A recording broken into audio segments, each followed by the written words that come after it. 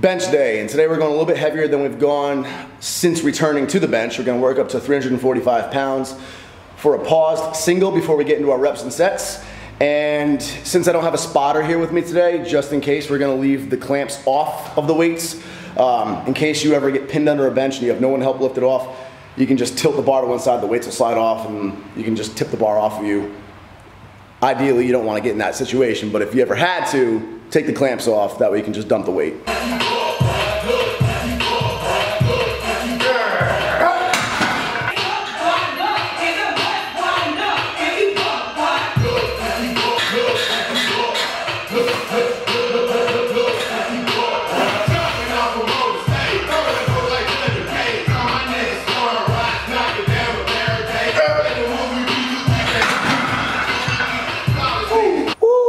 That was easier than I thought it was gonna be. 345, not a PR or anything, but I will say I believe that is probably the cleanest and the easiest I've pressed 345 ever in my life. So it seems like, knock on wood, we're on track to hitting my short-term goal of pressing 365 again, which is my all-time touch and go max, but pressing it really clean and controlled just like that. I think I've explained it before, I do the heavy singles for one, confidence. It just helps me stay really confident when it comes to handling heavy weight. I feel like for me, when I've done training cycles that have required me just to do a lot of lighter weight and higher reps, but only lighter weight and higher reps, the second I have to start moving into heavier weight again after not doing it for a while, I like getting in my own head a little bit more. Whereas if I stay doing at least moderately heavy singles regularly, then heavy weight just feels normal to me and I have full confidence.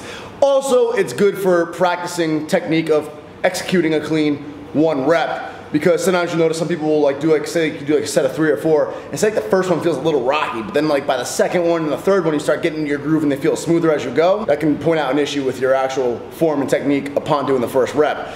So it's good for executing a 1 rep max, and if you're a powerlifter, that's a skill that you need to work on. And then last but not least, I think it's just enjoyable. It makes training really fun. But then I do a lot of working reps and sets afterwards. It's the volume that really makes the big difference. So after I do like a set of 345 for a pause rep, I will drop down to 285, and I'll do 5 sets of 4 with 285. Just hammering away at those reps, getting that volume in, trying to work on the control and the speed.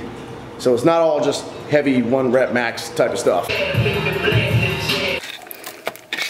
I'm what one might call a genetic anomaly. I'm 25 years old and I can't grow facial hair. It's just in my genetic code to not grow. I'm a mutant. I'm basically an X-Men. But I do get this thing. This area, the stinger, this little thing, and then this. That's it. Just like what you get when you're 17 basically. And this grows fast though. It's like I have to shave every day and I have dark, thick hair. So I asked Ariana if I wax it, will it buy me some time of not shaving? So we're gonna put it to the test. Babe, what are you doing? Keep your head straight. Don't.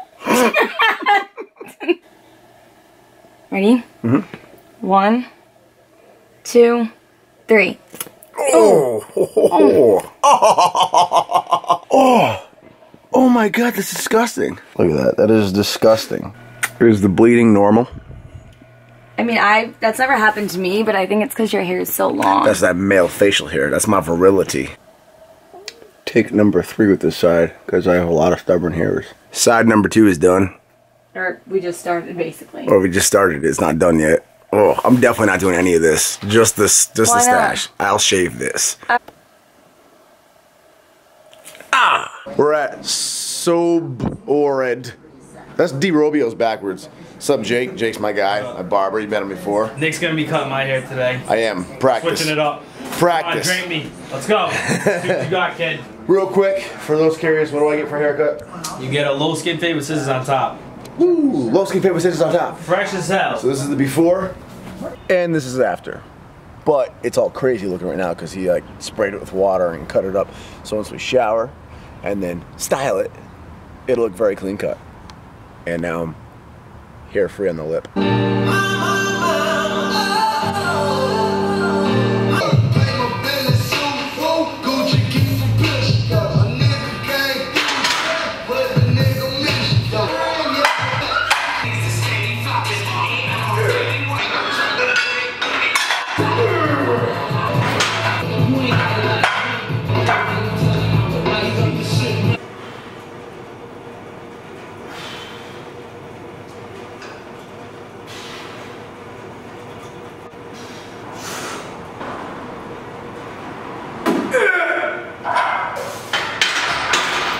365 in the books, 4th week of front squatting. 4 weeks ago we were doing 315 for an ugly single, so good progress. Shouldn't be too much longer before we hit our goal of a clean 405 rep on the front squats.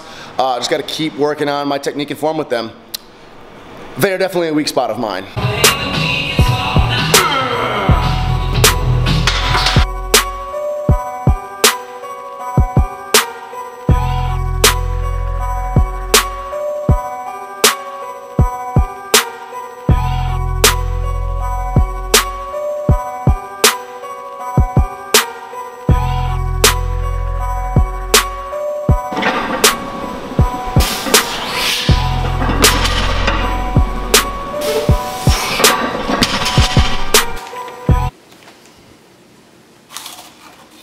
Gotta have your snacks while cooking.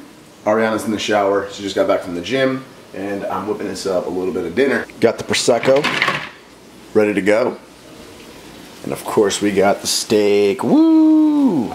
All seasoned. Perfect. Nothing's more gratifying than cooking steak perfectly. I made hers a little more medium than mine because she likes that. I like mine really rare, so I kept mine just a little bloody, and it's perfect. Seasoned, buttery rice. It doesn't look that presentable because we keep it G, we keep it hood, but it tastes amazing. At the end of the day, that's what counts. It's stuck, Nick. I'm double fisting, and I'm filming Ariana's channel and my channel at the same time. Perfect. Woo! Yay! Sexy table time. Woo! Brought it to the table. Dinner's done. Time to watch American Horror Story. Season 2 now, The Asylum. I said it in the last video, but I already saw all the seasons. She joined into the American Horror Story train around Freak Show, and we watched the most current one, Roanoke.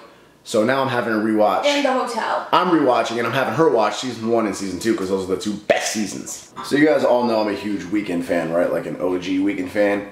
And then you guys all know Alpha, the clothing company I'm sponsored by and I represent. Tanner is the owner of Alpha, that company, and Tanner's my guy. And he's also a huge OG Weeknd fan as well. I mean, like a thorough Weeknd fan. And we get into like excited discussions about it. And I asked him what his thoughts were on the latest album that came out by The Weeknd. And I'm not gonna read the whole thing obviously, but just look how long this response is. This is his response right here. That is crazy. But I love it, I love that excitement. And in short, him and I both agree. The latest album, Starboy, it's a great album. Really enjoyable. I've been listening to it a lot. Like I genuinely love listening to the album. It's a great album alone, just as an album, as songs to listen to. Like, it's great. And he put it in the best way. If it was just a random artist coming out with that album, it'd be awesome. That said, as much as I enjoy listening to it, it's not the same old school Weeknd that we all started listening to back in the days of Trilogy, even before Trilogy, and even up through Kissland. There's no longer that dark feel anymore. It doesn't take you to that dark, surreal zone that his old stuff used to take us to. And he said it best. He said the last true original dark, able sounding songs to come out were definitely King of the Fall, Often, and the original Girls Born in the 90s, which is the one that leaked, and it was the original version of Acquainted. Acquainted, thank you. Of Acquainted. The original version of Acquainted was Girls Born in the 90s. Totally different sound. And those were the last like real like Trilogy, Kissland-esque sounding Weeknd songs to come out. And I agree with that. So, in short, the album's great, very enjoyable. I bought it. I don't regret buying it. I listen to it all the time in the car, and I still support The Weeknd. He's growing as an artist, but he's just changing. It seems to me he's becoming a lot more mainstreamy. And I hate saying that because I feel like every fan of any artist ever says that anytime the artist starts getting big.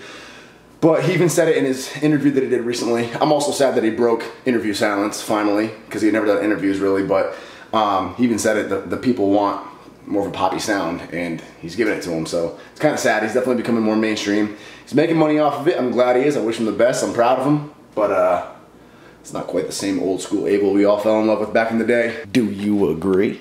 I do. Ooh. I